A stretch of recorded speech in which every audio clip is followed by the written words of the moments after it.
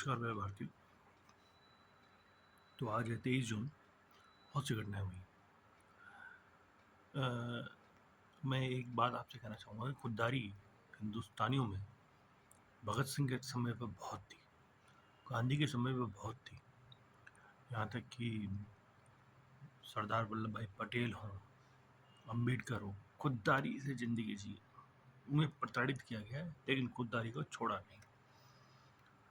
साथ में एक संस्था लगी 1025 में, जनसंघ जिसे कहा गया, पहले की संस्था का नाम था। उनकी आइडियोलॉजी खुददारी को कॉम्प्रोमाइज़ कर देती है। मैं आइडियोलॉजी की बात कर रहा हूँ। और खुददारी को इसलिए कॉम्प्रोमाइज़ करते हैं कि जब आप लोग अपने सिपह सालारों को ये कहते हो कि हमारी सिर्फ विचारधारा को फॉलो करें, तो बस वो खुददारी वहीं ख़त्म हो जाती है, वहीं मिट्टी हो जाती है। आज 2025 में वही सब चीज़ें हो रही हैं कि खुददारी जो लोगों में बची है वो ताकत में नहीं है, वो सत्ता में नहीं है, और जो जिनमें गुलामी और पिछलग्गू होने की जिनमें संस्कृति बनपटी पड़ी हुई है, वो ब्रिटिश काल से ही है। वो वापस तैयार हो गए हैं कि ठीक है, आज हम अमेरिका जैसे देश की पीछे लग जाएं। तो और ये एक समझदार, एक इंटेलेक्चुअल मानता है कि अमेरिका ने जिसको सपोर्ट करा उसको ख़त्म करा है। वो इसलिए करा है क्योंकि वो ताकतवर बन सकता था। तो इसमें कोई ऐसी साइंस नहीं लग रही है जिसमें कि आपको पता नहीं चले कि अमेरिका आने वाले भविष्य में, अगर भारत इसी तरीके से अमेरिका का साथ दे जा रहा, तो भारत का हश्र अमेरिका क्या करेगा। हम कुछ समय, काफ़ी सालों तक यूएसएसआर, मतलब रशिया और उसे यूएसएसआर से इसलिए खरीदते रहे क्योंकि यूएसएसआर ने कभी हमें अपने युद्धों में, जब भी युद्ध हुआ है पाकिस्तान के साथ, उसमें हमें जो डिफेंस की इक्विपमेंट है उनमें देने में कमी नहीं छोड़ी और उसमें कंडीशन नहीं लगाई। अब यूज़ करिए करिए करिए प्राणी का। लेकिन अब धीरे धीरे जैसे फ्रांस ने राफेल दिए, पता चला कि सोर्स कोड नहीं मिल पा रहे हैं, हम अपनी मिसाइल नहीं लगा पा रहे हैं। वो आप अमेरिका कह रहा है कि आप हमारे F-35 ले। अरे साहब, इतना पिछलग्गू, इतना तलवा चाटू विचारधारा देश के लिए सही नहीं है। 150 करोड़ लोग हैं। अगर ये रो हो गए तो ये जो 2-3-4 हजार विधायक हैं, MP हैं, MLA हैं, किसी भी सब पार्टियों के, निचोड़ देंगे नींबू की जैसे। इन्हें समझना चाहिए कि हम जिस देश में हैं, मैं सत्ताधारी संगठन जो दक्षिणपंथी है उसको भी कह रहा हूँ, और जो उनका ऑपोजिशन है उनको भी समझा रहा हूँ कि रो स्टेट जिस दिन हिंदुस्तान बन गया ना, तो सबसे पहला टारगेट, क्योंकि कौन होंगे सबसे बड़ा टारगेट, होंगे वो जो सत्तासीन होंगे। जो सत्तासीन का मतलब ये नहीं कि सरकारों में ही होंगे, जो है जो पावर में होंगे।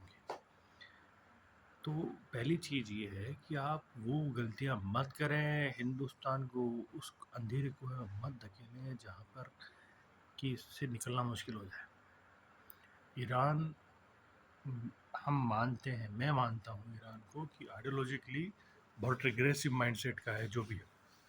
तो उसको बदलने के लिए आप बातचीत करें कि आप भाई अपनी रिग्रेसिव माइंडसेट, इसमें हिंदुस्तान को क्या करना है। भारत का एक पैनल लगता कि कैसे हम चेंज करें यहाँ की सभ्यता को, कि आप थोड़ा सा रिग्रेसिव माइंडसेट जो है, महिलाओं पे अत्याचार, आप बुर्का और हिजाब और इनको सब बंद करें। उससे बातचीत होती, बात करते लोग समझते हैं भाई, ऐसा नहीं है। ईरान समझता, अगर आप, क्योंकि आपको दोस्त मानता है, तो वो हो सकता है कि आप कहते हैं कि सर एक काम करो, हमने 10 पॉइंट दिए, एक पॉइंट पे आप इस पे काम कर लीजिए, कोई दिक्कत नहीं है, अच्छा लगेगा हमें, तो कर लेते हैं। लेकिन आपने तो साहब एक एग्रेसर का, जो आक्रामक उसको कहा गया है इजराइल को, उसका साथ देना अभी तक छोड़ा नहीं। गलत को गलत तो है ये।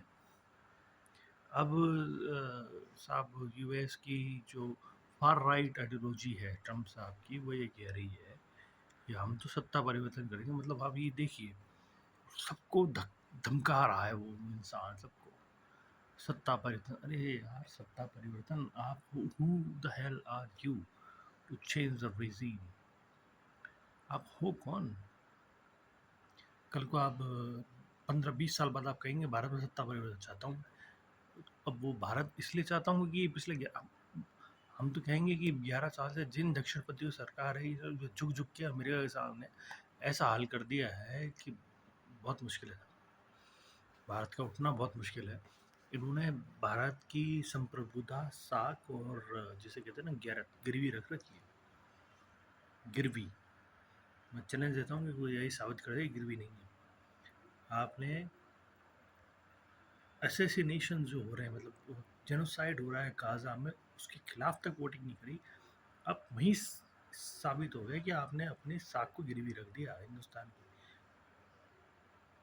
कि अब आप फ़ोन करते फिर रहे हैं। अरे यार फ़ोन, अब आप एक तो आप लोग आप समझिए कि 11 साल में आपकी साख और आपकी बातों का वजन बहुत कम हुआ है। आपने कह दिया कि हमारे दक्षिणपंथी नेता ने वहाँ बात करी रियो पर। अच्छा, आपकी बातों को कौन मान रहा है? आपका समर्थक भी कहता है कि झूठ बोल रहे होंगे और आपके विरोधी भी कहते हैं कि झूठ ही बोल रहे होंगे। तो दिक्कत ये है कि आप लोग अपनी जो संप्रभुता है उसको गिरवी रखने की उस फेज़ में चले गए हैं, जहाँ पर अभी आपको लग रहा है कि 11 साल में हम खरीद लें, बेच लें और सब बेच दो और आण दो। ऐसे देश नहीं चलते हैं। ठीक है, ऐसे देश नहीं चलते हैं। लेकिन ठीक है साहब, अब जो हो रहा है उस देश में, ईरान में, उसके खिलाफ भारत को जो बोलना चाहिए भारत नहीं बोल पाया 23 जून तक, ये मैं मान के चलता हूँ। लेकिन उम्मीद है आगे जाके बोल पाए, क्योंकि आगे कहीं ना कहीं जाके आपको अपने विचारों को एक दरकिनार करके और संप्रभुता की विचारधारा पे जाना पड़ेगा, जो एक लिबरल विचारधारा है। लेकिन ठीक है साहब, अगर आप करेंगे तो we will definitely upload you. हम आपका सपोर्ट भी करेंगे, नहीं करेंगे तो फिर आप देखिए क्या होता है। जय हिंद, जय भारत।